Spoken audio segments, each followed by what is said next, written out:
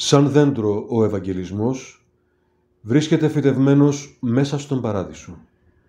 Για αυτή την στιγμή του Ευαγγελισμού, ότι μια γυναίκα δηλαδή θα συλλάβει και θα γεννήσει Θεό, έχει γίνει συζήτηση μέσα στην Εδέμ. Όταν υπάρχουν δύο άνθρωποι και ο Σατανάς. Αυτό το περιστατικό μπορείτε να το βρείτε στην Γένεση στο Γ 15. Εκεί, όταν έχει απέναντί του ο Θεός τον Σατανά, τον απειλεί δια του σπέρματος της γυναικός, ότι θα του συντρίψει την κεφαλή και ο Σατανάς θα του δαγκώσει τη φτέρνα. Και η Εύα που ακούει αυτά τα λόγια, νομίζει ότι θα είναι εκείνη που θα γεννούσε τον εκδικητή.